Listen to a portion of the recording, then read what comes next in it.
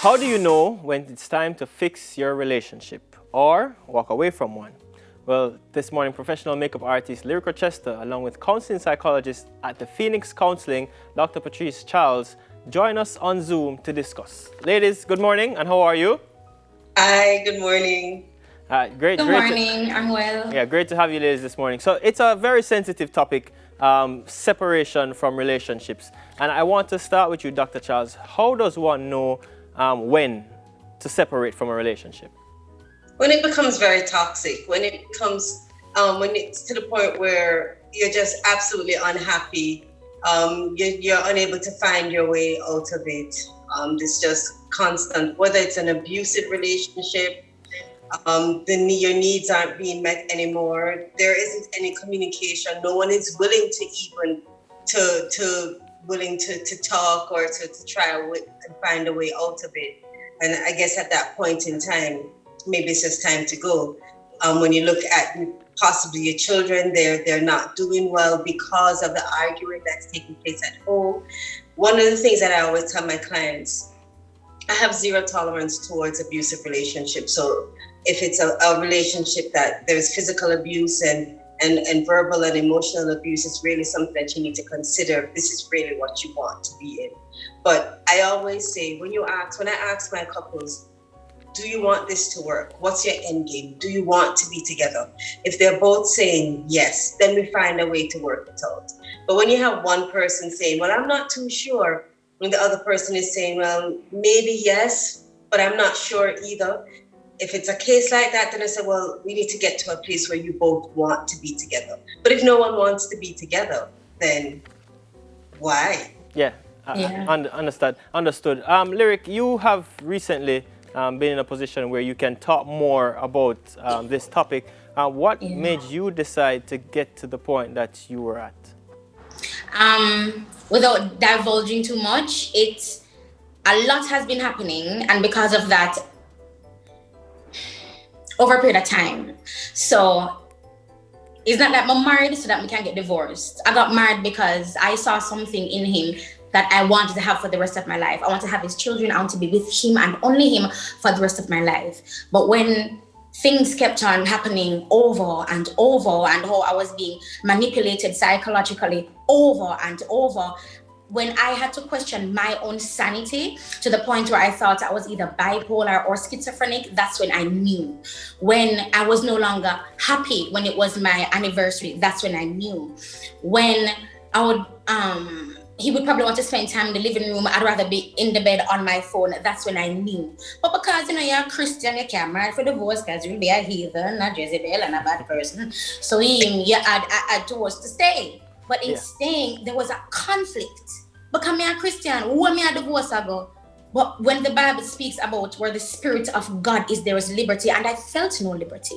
That is the scripture I honestly stood on. Not about, if him do this divorce, if she do that divorce, not that one. The one that spoke about peace. Because mentally, I did not have that. Mentally, I was going down a road that I have never traveled, and that began to scare me. So that's when something happened, I say, yeah, I understood. And you mentioned a very important part. And Doc, I wanted to chime in if possible. She mentions the church and divorce. And we know growing up, you hear if you're married and in the church and you get a divorce, it's frowned upon. But what is your thought?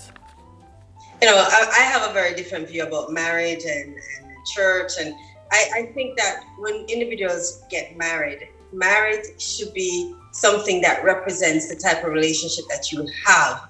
And it's what happens a lot of the times is that people get married for the ceremony, for the ring, and then they try to create the relationship that should be representative of the title marriage.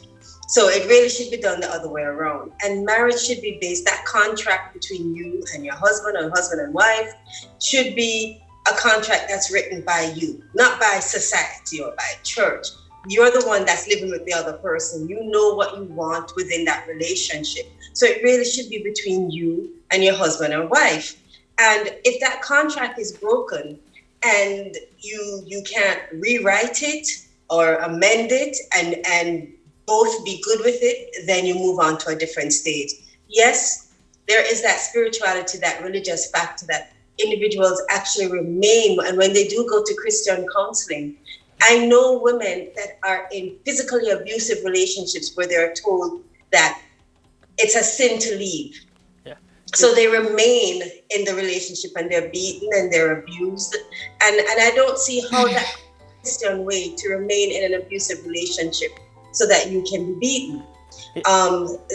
Yeah, Doc, the Bible does say love your wife as Christ loved the church. Love the church. Yeah, and you did say something a while ago about a Christian counseling as opposed to regular counseling? As opposed to counseling being the type of counseling that I'm doing. Okay. The truth is, yes, I am certified as a Christian counselor also, but you have to understand the client that you're with. And some individuals do request Christian counseling, and it's just an infusion of the Bible within the counseling session. But you have pastors that conduct counseling. They are not licensed counseling psychologists, but they do that type of Christian counseling, and they do encourage couples to stay together, and as we all do. But again, I personally do not believe in encouraging couples that have physical abusive relationships to stay together. What I do is I try to encourage a safe exit. I encourage safe exit. I don't encourage couples or even women that are in abusive relationships to stay. I have, and I can tell you, I have successfully counseled perpetrators of in abusive relationships. I have successfully counseled couples that are in that abusive relationship and they are still together and the abuse is no longer taking place. But again, it's based on the individual.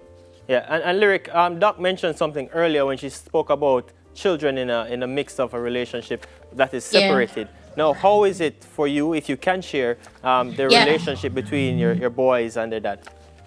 Right. Well, Jalil is a little bit younger, and he's like the feistier one of everybody I know in my life. So him just don't like everybody on one level. I just don't like you, don't like you. Then I love everybody one level. I love you, I love you, I love you. But with Jonathan, it's a little bit more difficult because Jonathan understands, and he was there when he saw stuff. So it's in his mind, as well as he wants his mommy and his daddy back. Yesterday, me eat this, look at my ball. Me eat them some of my avotosho.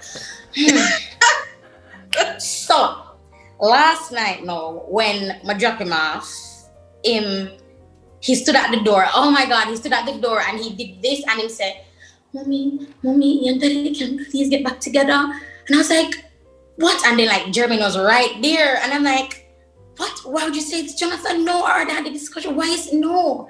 And then it's like, I closed the door and it's like, I just broke. I'm like, what is happening? Because some days I have a handle on it and I can explain to him like in its entirety and without divulging too much again, we can just talk to him. Other moments, I am numbed, I am silenced by what he says and by his thoughts. I have no words whatsoever, no words. So it's this uncomfortable roller coaster ride when you have children, because if they're as cognizant as Jonathan and as strong-willed as Jonathan, it is going to be difficult. But my choice to leave had nothing to do with whether or not I love my boys. Nothing.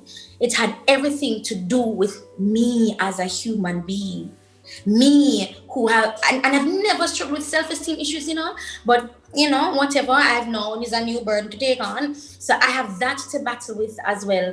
I have my daily life what I forgot about. I have my boy them with me. Is him when Jonathan asked him father, say, yeah man, I can talk to him. And me, that wife here, I do not feed him nonsense.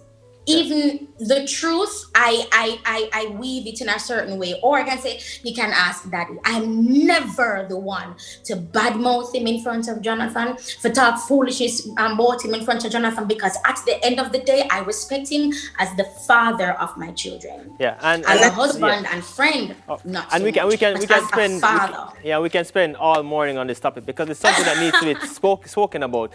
So I want to really thank you, ladies, for just giving your insight, Doc, and thank you for sharing, Lyric. And if you ever I think you need to talk through your problems, be sure to call counseling psychologist Patrice Clark. So Weekend Smile continues after the break. Thank you so much, ladies. You're welcome. Thank you.